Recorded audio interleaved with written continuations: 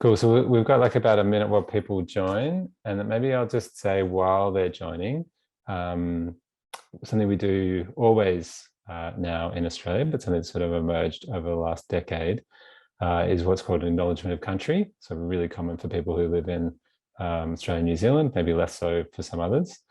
So I'm coming to you from the kind of edges of Ngunnawal and Ngambri country, where they come together in the unceded lands of the Ngunnawal people. It's a beautiful part of the world. It's very tree. It's very flat as it rolls down into kind of lakes and valleys. It is not the place I was born. I was born on Gadigal country where it meets sort of Wongal country. Very different, very sandy there. Similar amount of time. People have been in Gadigal country for 60 to 70,000 years, and then in Ngunnawal country, less so, 40 to 50,000 years.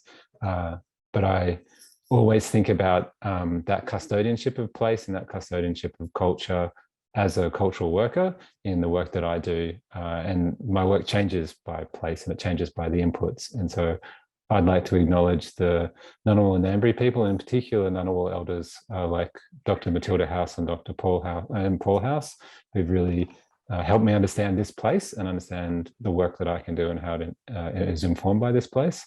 So I want to acknowledge them and more broadly, any First Nations peoples who are joining us today, and any elders and any knowledge holders whose work we will talk about or represent during this session. Over to you, Lizzie. Thanks, Keir. Thanks for that acknowledgement. And I'm joining you all from Billet on the Illawarra, south of Sydney. This is the traditional lands of the Wadi people of the Darawal Nation, and we're known down here for having the Illawarra Escarpment, which is a very beautiful cliff, which I can see out of that window there, and between the cliff and the sea, which I can see out of that window there.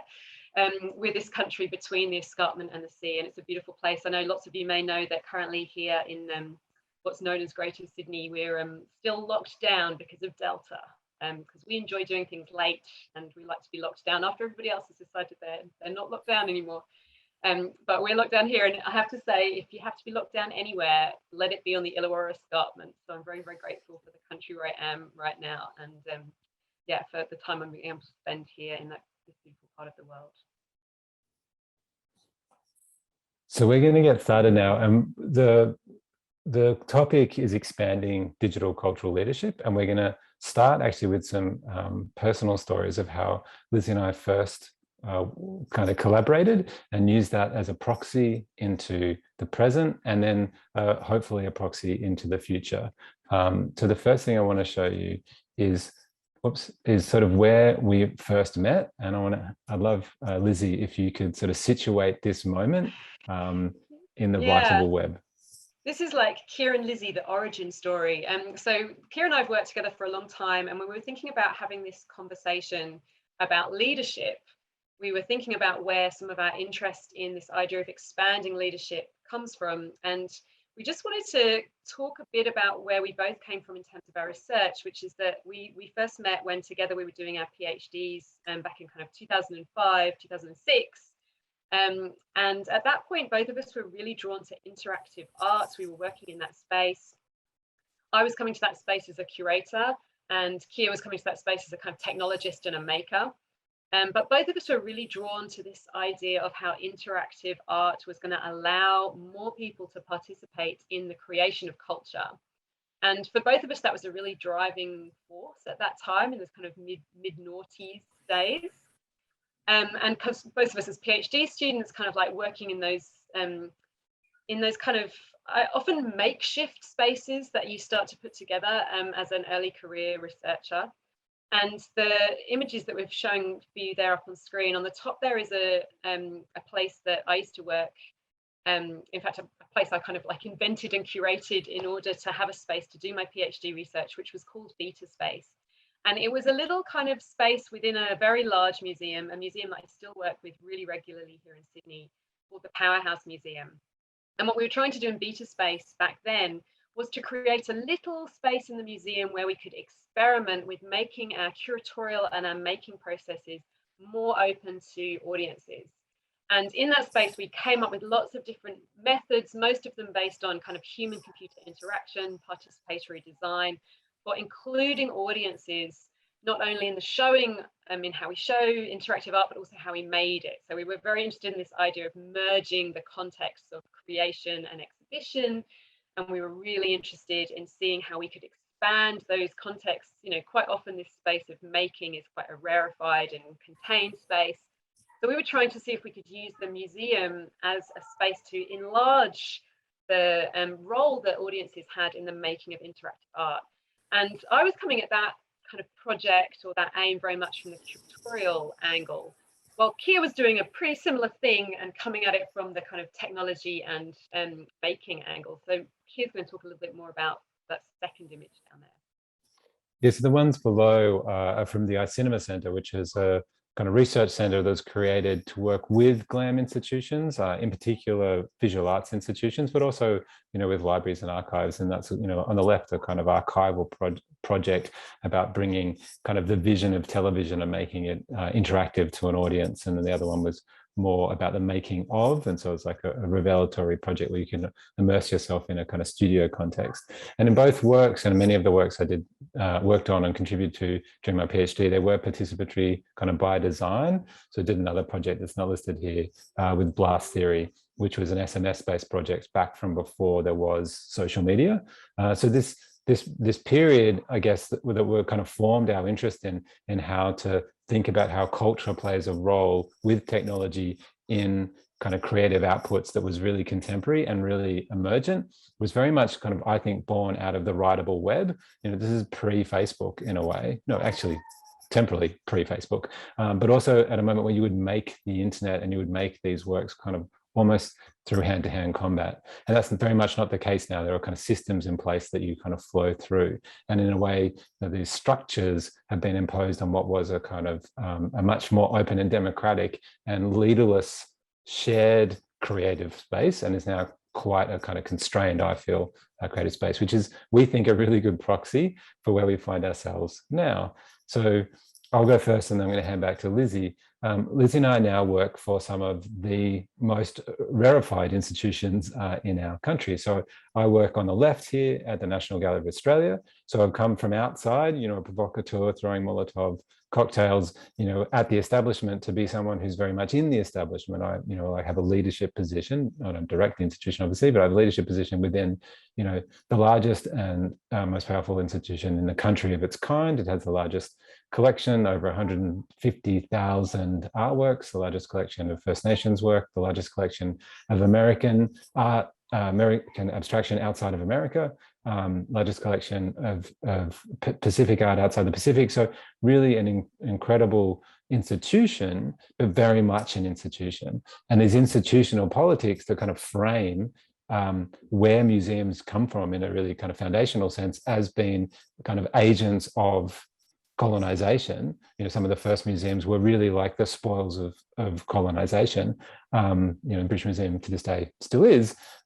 That structure is one that's very difficult to be a genuine leader in if the way that you want to lead is different to the kind of hierarchies that are implicit in an institution like the National Gallery.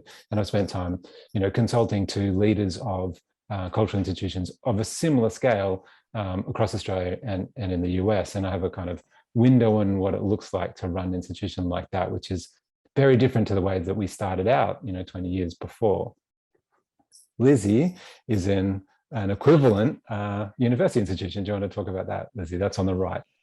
Yeah, well, so yeah, Keir there at the National Gallery, and I'm at UNSW, University of New South Wales. I guess for us, what this kind of trajectory represents from those early days when we as kind of early career researchers tried to expand the context of participation using digital tools to the world we currently find ourselves in as, you know, professors and as leaders in hierarchical organizations. And one of the things that we started to notice as our kind of careers have progressed, that it's true to say that we ourselves have kind of moved up the food chain. So from being PhD students who were able to kind of, you know, challenge hierarchical structures to being really implicit and part of those structures. And it started to make both of us wonder what leadership looks like for us now at this stage in our career, and whether there's still kind of possibilities for bringing those digital tools to the table in really radical ways that can unsettle the hierarchical structures that very much exist in the institutions that we work in. So both of us are, like as Keir said, throwing Molotov cocktails. I mean, I was never violent, but we both kind of looked, in our early research, we did very much try to challenge what we saw as the kind of power structures around art making and art presentation.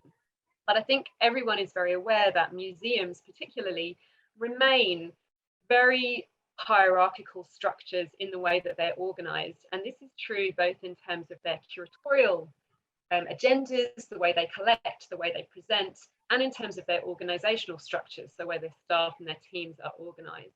And that's to a large degree a factor of history. So we're inheriting organizations that were formed or coalesced often, in the 19th century, and they coalesced around hierarchical notions of leadership and hierarchical notions of culture. So we have inherited these hierarchical organizations. They continue to function very often, despite many people's best efforts, in hierarchical ways. And certainly at the organization I work in, which is UNSW, I teach in the Masters of Curating and Cultural Leadership. And one of the things that we try and push for in that master's program is an understanding of leadership as an action, not a role. So what we're trying to push for in the cultural sector is this idea that, yes, our sector continues to be dominated by extremely hierarchical systems, but leadership doesn't necessarily have to be dominated by those systems. And if we can start to develop a literacy around the idea of expanding leadership, which is why we called our little conversation today that name. So this idea of literacy around expanding leadership to include as many people as possible, we're going to start to open up some new ways of imagining museums into the future. And in terms of this question of museum hierarchy and the role that Keir and I have played as curators and as makers, one of the things we wanted to play with a bit today and to think about is how every time you do a project, a digital project, a website project, an interactive project, every time you make an exhibition, you have the opportunity to experiment in this hierarchical system, to try and pilot or to progress a new way of expanding leadership and to try and share the power that you have as a maker, as a technologist, as a curator with people beyond kind of yourself, essentially. So one of the things we wanted to play with today was to look at how that early work that we did around expanding participation in iterative art making processes has been carried through into the work that we do now, and the way that we look at exhibition making and digital production as an opportunity to expand and share power with other people. Is that a good enough framing there? Yeah, Keir? that's fantastic. Yeah, thanks, Lizzie. And I think as we get into the back and forward, the expression of that will become clearer. So Lizzie put out earlier in 2021 a book with Caroline Seck-Lengel, The Curating Lively Objects, Exhibitions Beyond Disciplines, which I encourage you to get. We will chuck, I was going to say we should, actually when you're talking, I'll get a link and I'll throw it in the chat because it's now available to buy an ebook and soon will be available in paperback.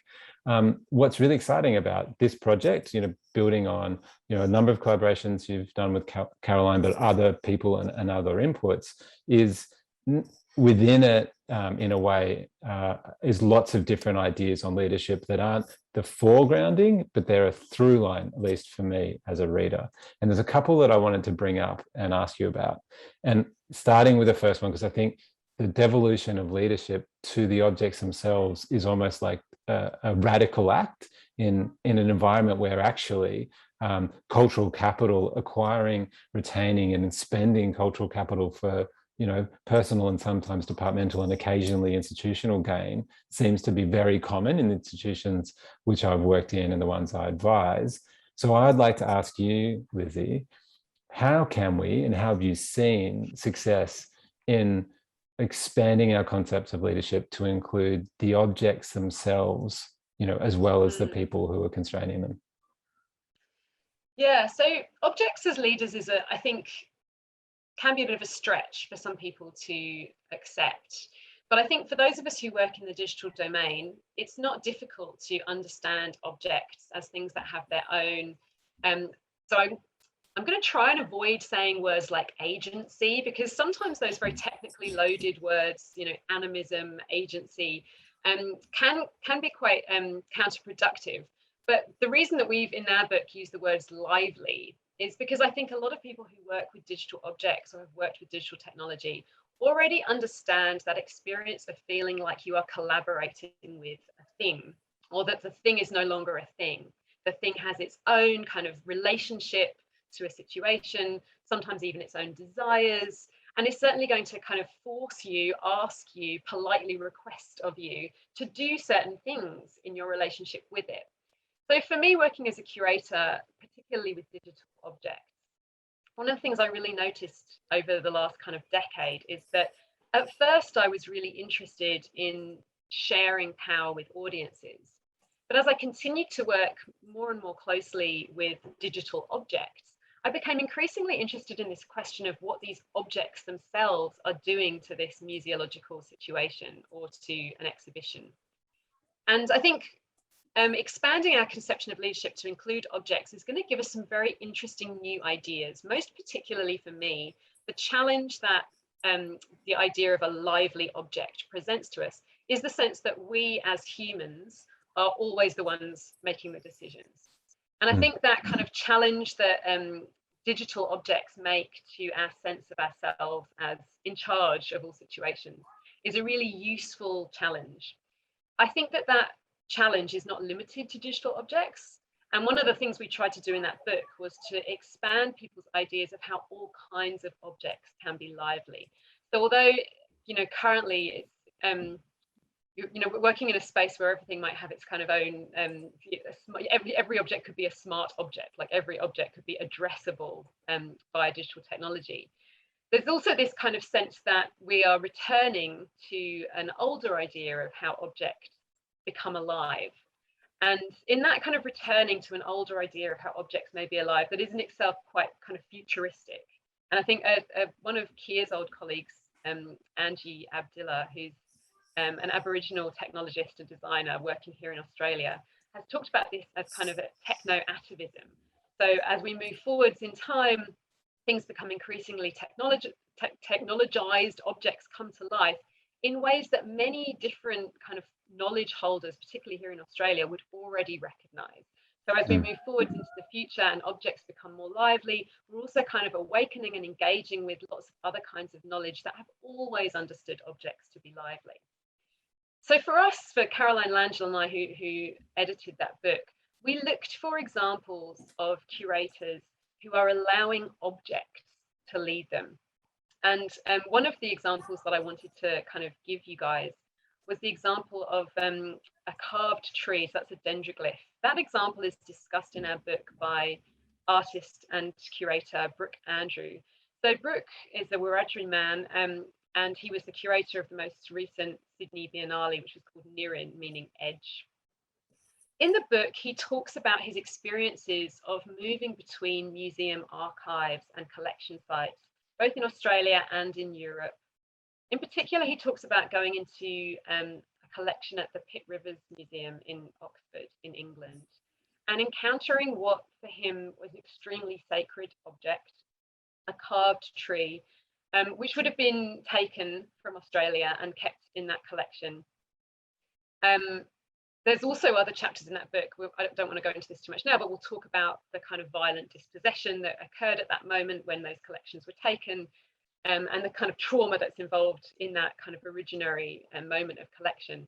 But one of the things that Brooke was looking at was how that carved tree, removed from its context, placed into a museum collection, was kind of separated from its contextual archive. It is an archive of knowledge, and it has been decontextualized and placed into a museum collection within which it finds it very difficult to continue to mean. And the way he describes this is it is a powerful object that has been rendered harmless. And he's talked a lot about how he would like to find ways to allow these objects to be harmful again. He doesn't mean, when he says harmful, what he's looking at is trying to restore to those objects their proper power. And the fact that they are not necessarily safe, they're not necessarily, the experiences around them may be very kind of challenging, maybe traumatic, maybe difficult, and in many cases also maybe restricted. So in proper terms, that dendroglyph should not be encountered by people who are not initiated and able to encounter it. It's a sacred object. And one of the things that Brooke worked through is this idea of what happens if we digitize that object. What's going to happen if we create 3D versions of that object that are available to people, either as a digital file, so as a kind of 3D digital model, or to the point that we can actually recreate it through things like rapid prototyping and create an actual existent material replica of that dendroglyph. To me, the questions he's playing with there are extremely interesting. He's talking about the capacity to give access to communities who are currently separated from that object, but he's also talking about how digital objects themselves kind of challenge many of the structures that exist around conservation, care, how that object needs to be held and how that object needs to be either revealed or exhibited. For us, interestingly, and later on in this talk, Keir and I are going to talk a bit about the Data Salon, which is a space that Keir and I have created together to facilitate these kinds of conversations. We invited a young Aboriginal poet and digital kind of practitioner called Jazz Money to speak about, to talk about what she calls data sovereignty. And what she said in relationship to this dendroglyph, and she's published some really interesting writing about it, we have to ask ourselves, is the data itself still sacred? And is it even possible for us to create these 3D digital renders of objects that are kept in collections, and what ethical problems are associated with it? And the reason I wanted to raise that particular example is it shows how the object itself, kind of impelled by its own needs, its own kind of sacred sovereignty, forces us as museum practitioners and professionals to rethink what we might think of as the hierarchy that exists between the keepers of objects, the objects themselves, and the access of different communities to those objects.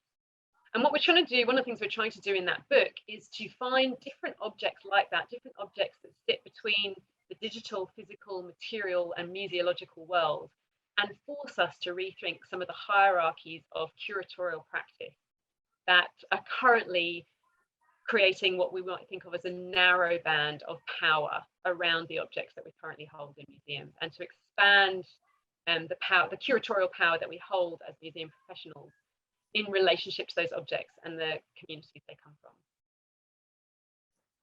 Awesome, Lizzie. Thanks. That's really exciting. And I think we'll come to that. And it's a really lovely tie. Now I'm going to talk about my book for a second, to something that Barbara Afiti talks in sort of detail about the Pacific Collection Access Project at the Wellington Museum, which in a way is a kind of instrumental, institutional scale look at the work that Lizzie's talking about Brooke Andrew doing at a kind of object scale, where they directly engaged with communities, diasporic communities from all over the Pacific, with a mixture of physical and digital access to these records that are essentially, you know, a little bit the spoils of colonization, but in other cases, quite deliberate acts of diasporic communities to bring things in from those Pacific Islands into New Zealand to make them like active, sort of provocative objects in that environment. And what was really fantastic about that project, again, about expanding this notion of leadership, is that they allowed really generous space for the individual kind of knowledge holders from those specific communities to come in and tell the museum. So they actually first gave agency to Maori and Pacifica curators and researchers, who then gave agency to community holders to tell them how those objects need to be cared for, who could see them and in what conditions, what families they had relationships to, and what their kind of exhibitionary context would be into the future, which for me is a kind of extension or a kind of, you know, a corollary to the work that Lizzie's talking about, and yet another example of what were previously considered source communities, you know, or colonized communities who had very low, and I'll use the word agency, very low agency on their own cultural heritage as it was, you know, stolen violently by people who look just like me. and then put into these sort of archives of celebrating their colonial success, devolving that agency and that leadership around what it means to care for that object into the future is a really radical act, I think, in the museum world, and often done in dialogue with First Nations communities or other marginalised communities in Australia and New Zealand and the Pacific, and less so in other environments. But I think what we're really interested in is that's one of many ways to think about this. And there's another chapter in here, one where Adriel Lewis is paired with Sarah Bryn, and Adriel talks about, I think, really active ways around what it means to be a shared or servant leader in his community with objects that are created with artists in real time. And I think there's two really interesting chapters in there that talk to this kind of relationship of leadership, the different ways of thinking about and expanding leadership. I'm going to jump to the next slide because Lizzie had some questions that she wanted to ask me. So they're all, I don't know, awkwardly bounce back to you, but if you'd like to frame this. Not too awkwardly. So I just wanted to kind of point out that Tim's popped in the chat a link to that PCAP project. And if anyone else wants to kind of pop links into the chat or post a question as well, we've got our eyes on the chat. So if there is things you want to ask or stuff you want to contribute, please do pop them in there. So yeah, as Keir was mentioning this, there's a couple of different examples in both of those books about ways in which kind of you can challenge colonial mindsets, let's say, in museums, and that challenging hierarchies is itself a way of challenging that imperial and colonial mindset. From my point of view, I was trying to look at that in terms of how we curate, how we collect, how we show stuff. But the other angle to look at it from is this question of how we organize our museums and how we work within them. And Keir himself kind of now sitting in this, let's say, positional leadership, like within a very significant and large institution. One of the things that Keir and I have talked a lot about is how he works in that space to expand hierarchies. And the idea that he's put forward that I really love and I wanted him to share with all of you is this idea of modeling and making room. So Keir, can you talk to us a little bit about it? Yeah, thanks, Lizzie. And we should note that Lizzie teaches a course that has cultural leadership as part of it and brings me in once a year to kind of expand on some of the ideas that I've been doing. So this is like the third time we've covered this ground together. And I think it's now to a point where I'm happy to share it with beyond her student body. So what I've noted as someone who's worked with leaders, like with executives a lot over the last sort of 3 or 4 years, and then working kind of through institutions in the kind of decade plus before that, is that there's very few people in our GLAM institutions, in our galleries and libraries, archives and museums, but in particular kind of museological institutions that are at the very top or the very bottom. So almost everyone in the institution who has decisions to make and priorities to set is somewhere in the middle. And I found myself largely in the middle and often working with people who are at the top, but just as often working with people who are towards the bottom. And I found myself trying to resolve a way to use my digital practices and to have a life of running projects outside the museum context before, during and hopefully after, where I am kind of the boss of them. They're kind of creative outputs where I'm, I get to decide what I'm going to do, or they're consultancies that I've run, in small institutions that I've led.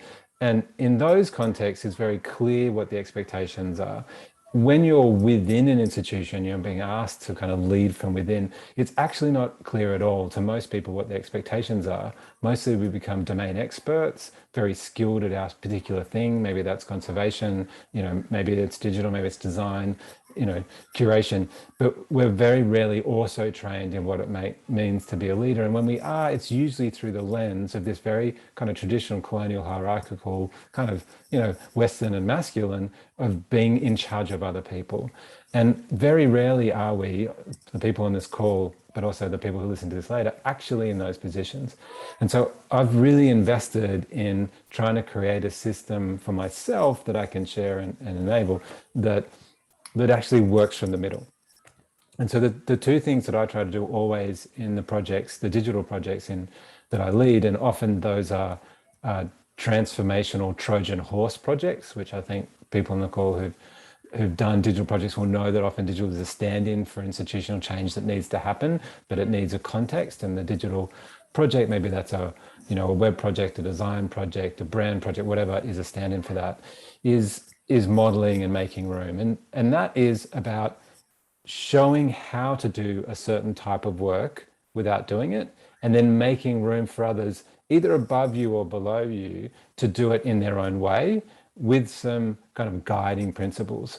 So I often say in kind of meetings with my colleagues that actually we in the room are the right people right now to set the priorities that others above or below us can then interpret. Like, we're the experts. We shouldn't be devolving our decision making or our action to everyone else. We should model how this is done, model it transparently, and we should set priorities. We should say this is the most important thing and below. And then we should allow the people who are not in the room to then take that and move that forward.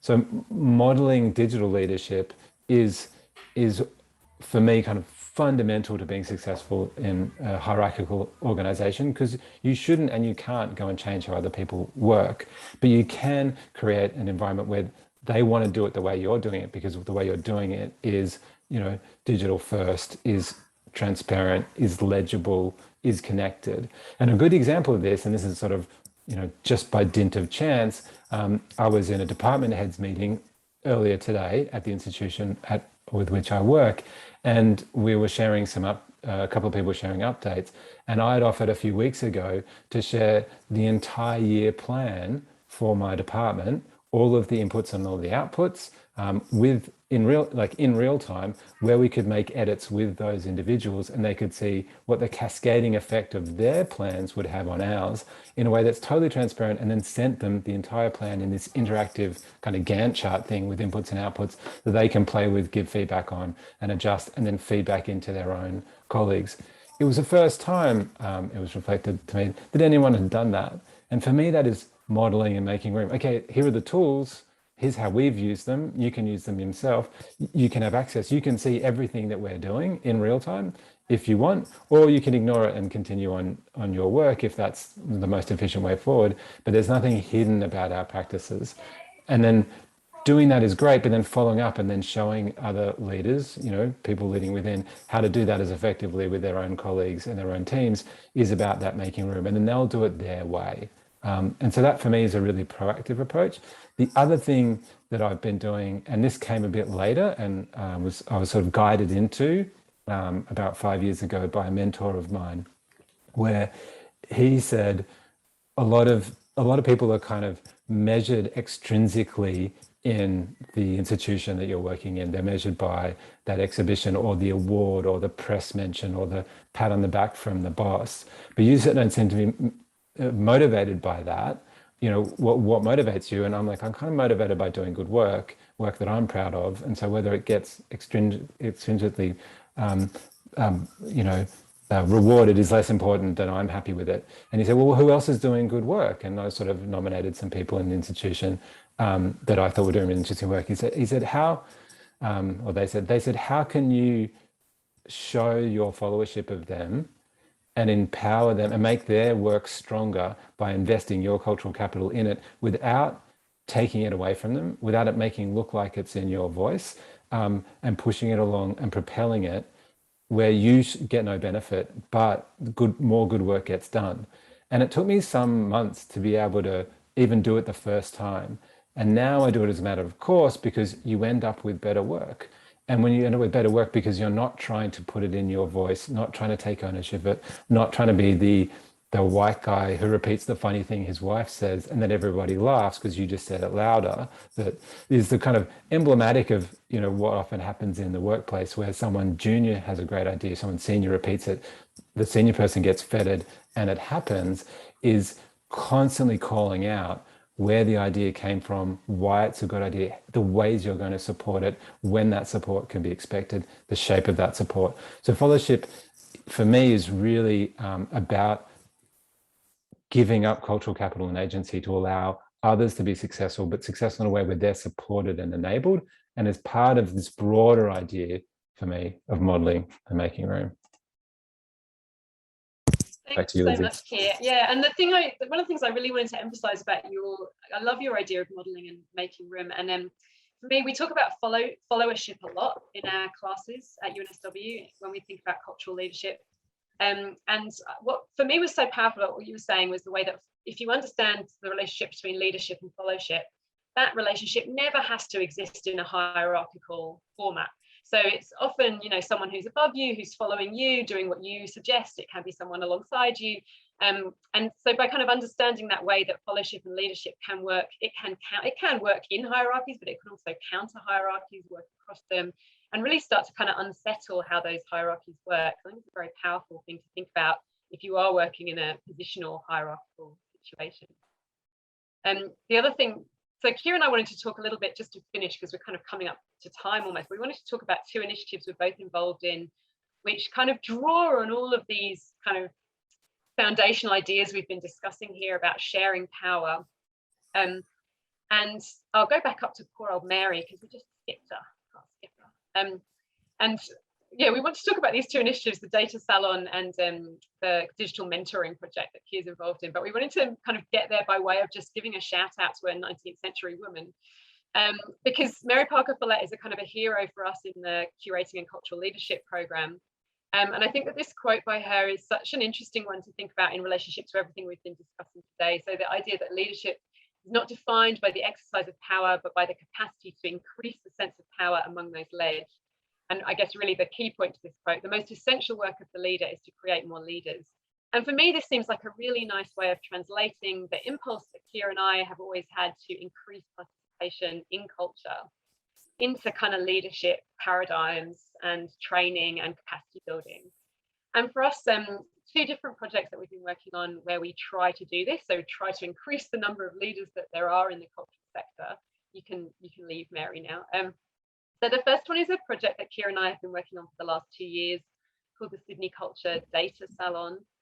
The Data Salon for us, it started as a way of kind of just bringing together, much as Keir was kind of talking about there, people from every level of every organisation. We wanted as much to hear from the people that are kind of building the website as from the kind of directors of public engagement. And we wanted there to be a space where all of those practitioners saw themselves as learners and all of them saw themselves as teachers. So everyone could share knowledge. What we do with the Data Salon is we meet every 2 months and we kind of talk about a particular theme.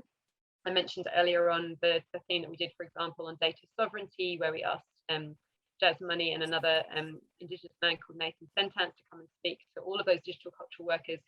So if you want to go and have a look at the website, you can see some of the briefings that we've thrown up after each salon. But one of the things we wanted to talk about here was that the salon has always been a space for non-hierarchical, collaborative leadership of the sector.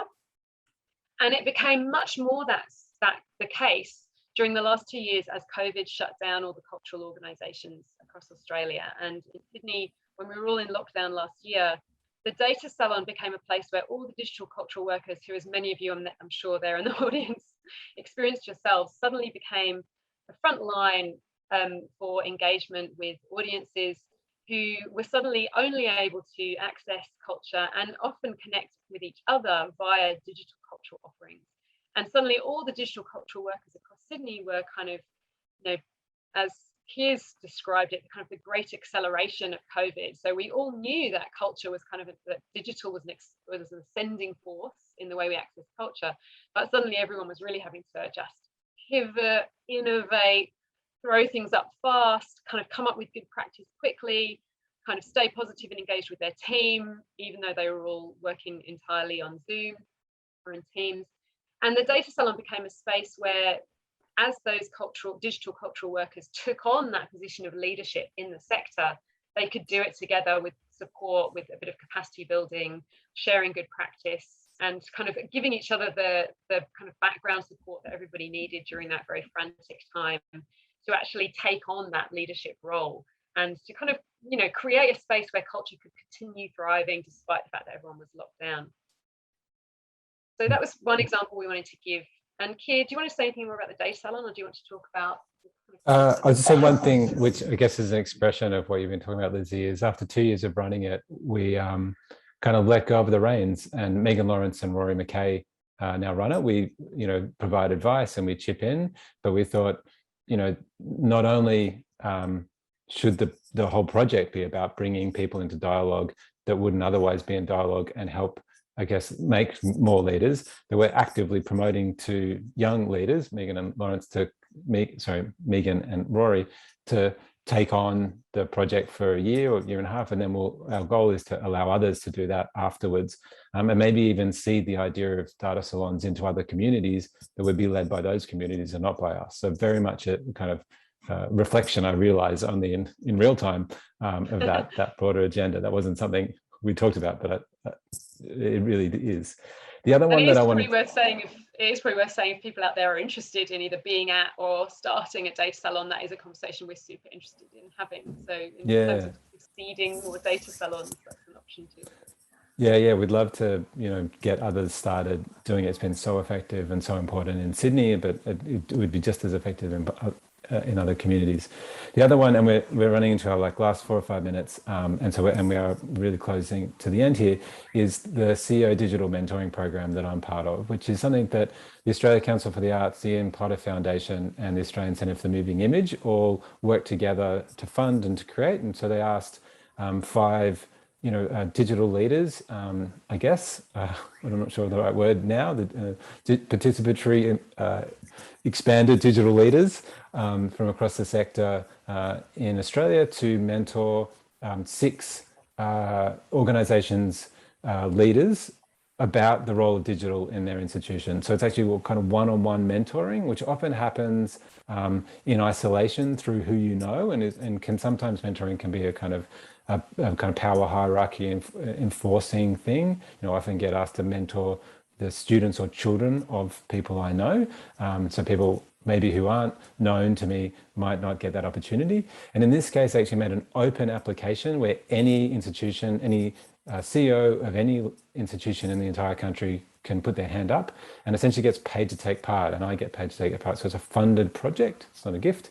And we mentor those individuals who were selected. So we selected 6 of 82 applicants. So 82 institutions said, we would like our CEO to take part in this program. They would benefit from mentoring. So we're going to run it next year as well, is our hope. And the process, we're about halfway through, so I don't speak about it too much. And I really want to give a shout out to Seb Chan and Lena O'Donnell from ACME, who've been instrumental in putting this together and are still driving it. I'm simply a participant, but it's a really different model and a really effective model, because in a way it is also kind of by default bi-directional mentoring, in that it exposes me to what it looks like to try and lead an institution of scale, and it exposes them to all of the things we've been talking about around leadership with a digital perspective into that environment directly one-on-one. And so it is really new and really interesting way of thinking about leadership in the cultural sector, and fantastic to have our national cultural body, a funding body, Australian Council for the Arts, put real money behind it to make it possible. And so I don't want to share too much about it, but we will definitely get a chance to share about that in the future, which right on cue with 1 minute to go takes us to the end of our deck and end of our story. So thank you very much for listening. And I'm not sure we've got time for questions, but yeah, really happy to share everything. Really happy to have this chance to share, and please contact us afterwards if you'd like to have any questions answered. Thanks, everybody. Thank you. Thanks, Keir and Lizzie. Thank you. Pleasure. Thanks, everyone. Thanks, Karen. Thanks, Eric. Bye all.